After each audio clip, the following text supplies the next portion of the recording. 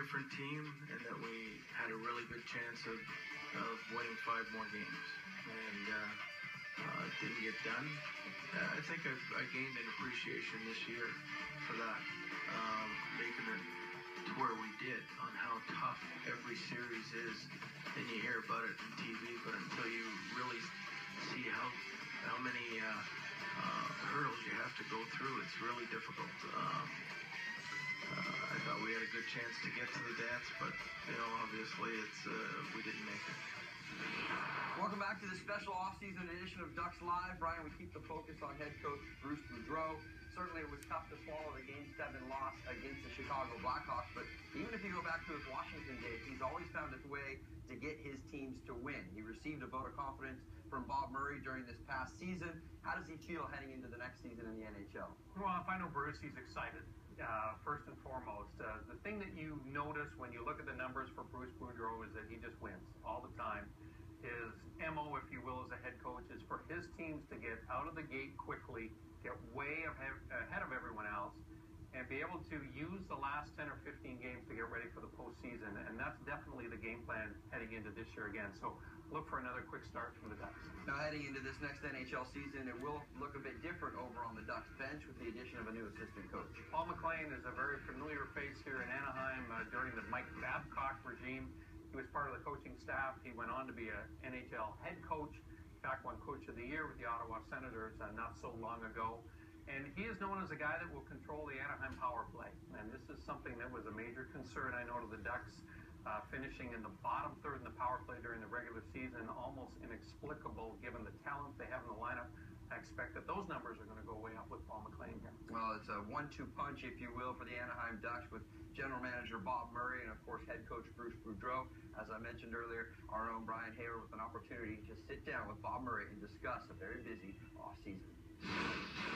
Bob, at the end of 2014, you guys had just lost to the Kings in 7 games, and you said our team wasn't good enough, and we needed to make some changes. This year, you go to the conference final. You lose to the Blackhawks in 7. Did you feel differently, or did you feel the same? It felt the same at the end. I really did believe for 4 or 5 games in that Chicago series, we were the better team. I think we could have been ahead, but we weren't. But then Game 6 and 7 were the exact same. There's no difference. There was no killer instinct whatsoever in Game 6. That's to me, that was more disappointing in both years than Game 7. But Game 6, they were ready to be had, and we didn't put our foot on their throat. Is that the thing that has been missing 3 years now in Game 7 losses? If you can narrow it down to one thing, would you say it's the killer instinct? The lack of faith, also, or the lack of confidence in what they're doing out there. But Game 7's like, we looked confused.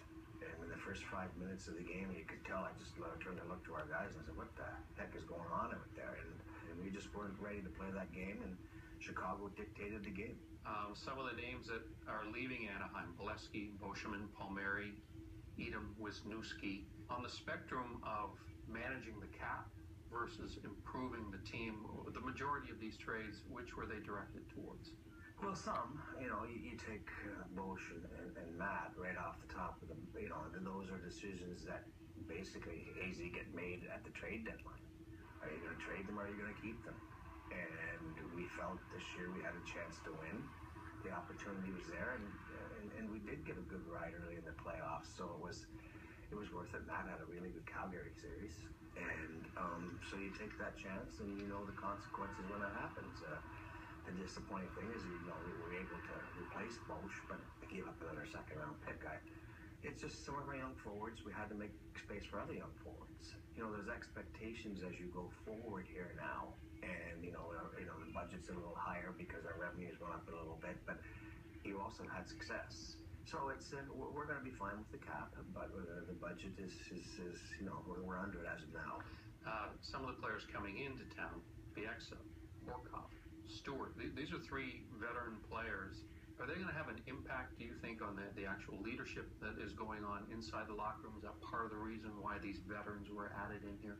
We targeted that. We felt that our leadership needed a little more support, a little more veteran support. So I'm sure Sean Horkoff, Kevin Bieksa, who I obviously know well, just like I know Ryan Kessler well from my days in Vancouver, I had them for one whole year in Winnipeg, so I know them well. We're getting leadership back there, and it's something. And you know, we added speed with Hayward. That's the wild card there, where he plays, who he plays with. But you know, he's as fast as cogs, a lot faster. Yeah, you mentioned Ryan Kessler. Obviously, you were impressed with what he did last year. You signed him to a lucrative 6-year deal. Where do you see Kessler fitting in? Do you want him to change anything? Do you want him to play more of a prominent role inside the locker room now that he's got a year under his belt? He did all the right things as far as I was concerned, and he was the one that competed at the end. He was the one that was still competing the proper way.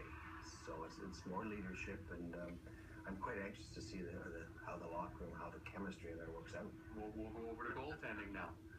And it was an interesting signing, Anton Khudobin, the deal for Anton Khudobin.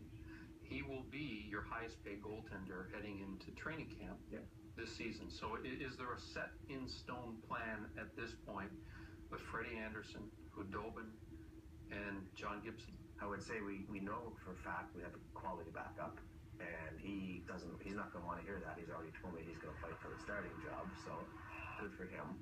But the other two guys, let's hope they come to camp in shape, in the right frame of mind, and they don't have injuries, and we'll let the battle be the battle.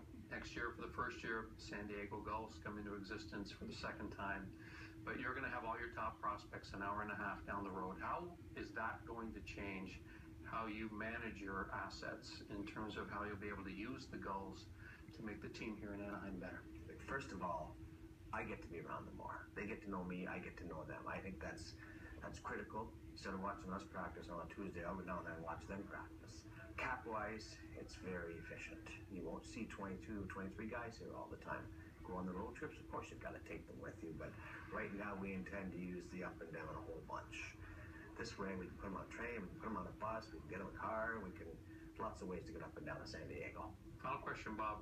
Your expectations heading through the remainder of the summer and on into training camp. What's the message that you're going to give to your players about what you expect them to do next season? They have an opportunity, as I talked to Kess about, I talked to Getz about in the last week and a half. This is the time. You know, you've got a window here, and then all of a sudden it's going to be gone. And some of these guys, some of them need to win another Stanley Cup if they want to achieve certain goals in their careers, and I'll leave that at that. And there's others who haven't won one yet. And you don't get all these opportunities. They don't come along all the time. So I would hope that these guys realize they've been given an opportunity here in the next few years, and let's see if they take advantage of it. Brian, I've heard it mentioned a couple of times so far here in the show, but it seems like the reoccurring theme is win now for this Anaheim Ducks team. How high is that going to take the expectations and ultimately the pressure on the players? It cranks up the pressure as high as you can possibly imagine. I think the fact that the ownership group makes a commitment of signing a Ryan Kessler to a 6-year deal for a truckload of money says, look, this is our time. We got to figure out a way to get it done. It's up to the players and the coaches to do that. All right, so far we have hit on the Ducks roster and some of the expectations heading into next season in the National Hockey League. But what about the up-and-coming guys? We'll talk a little bit about the farm system and what players you might expect to see in the future here in Anaheim Ducks when we come back.